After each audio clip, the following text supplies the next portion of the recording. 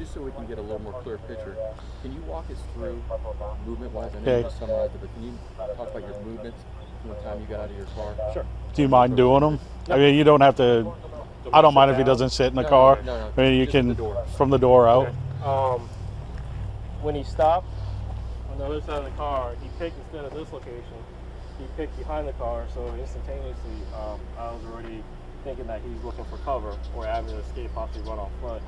I came out, I dressed him here, I came out from my car, and at this interaction from the split second is when he started backing up. So I, in fear for my life, I went over and sought cover behind this vehicle, also to try to get a better, I came over here to this side, one, to have cover, and also two, to have a better vantage point of what his actions are, because I can't see his hands through the car. I came over here, I was interacting with him, and then that's when we did the 1,000-mile stare at each other, and he started looking around.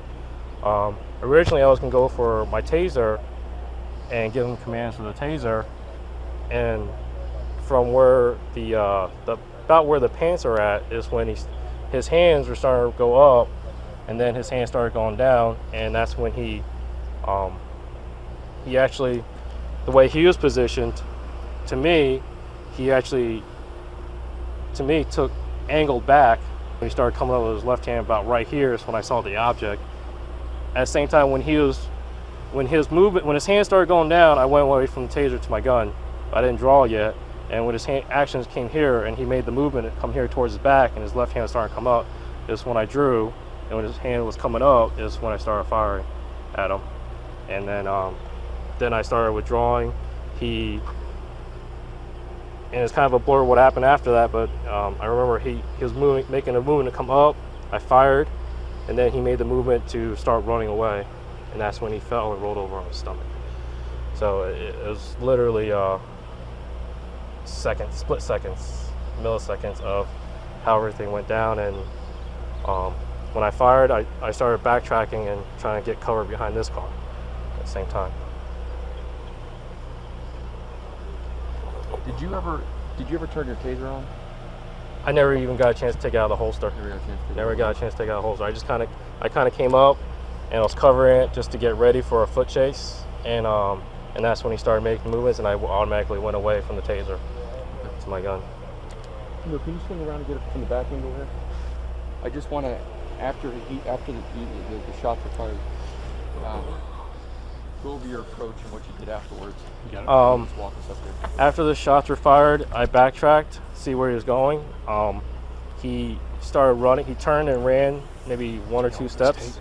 After he turned and ran, I tried to, at least as safely as can, come up and clear him as he's coming over here. And I cleared him, and I saw he's laying partially behind the car. Once he's laying there, he's on his stomach, he's got his hands up. I'm giving him commands the whole entire time to roll over in your stomach. During those commands, he started reaching for his waistband, so I just held my position and told him not to move and roll over in your stomach. He wasn't listening. He didn't buy any commands. He continuously tried going to his waistband multiple times. Then that's when, after a few seconds, Baruch showed up. Baruch cleared him from the left side.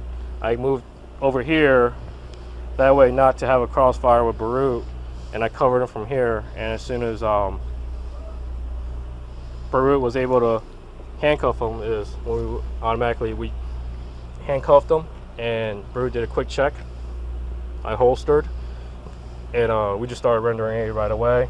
I believe it was Chapman was the third one here, and I yelled over at Chapman to go to my trunk, get my first aid pouch, and started just rendering first aid and trying to put pressure on the wounds, started wrapping his wounds with what I could. Okay. So this is basically where you're standing, and then you rush over and yes, sir. Start working on him. Yes, sir.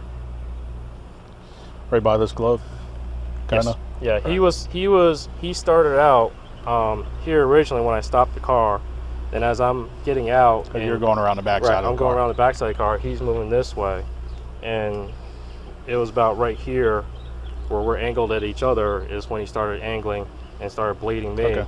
and started reaching back, and then that's when I started backtracking a little bit to get better cover. You mentioned he was blading you. With your training and experience, that usually happens with somebody. Yes, when someone's reaching for a gun behind their back, tucked behind their back, they usually have to blade and try to get to go for the gun, bring it up, and try to get a good shooting platform to try to. Okay. During the entire encounter, I may have missed it. Did he say anything?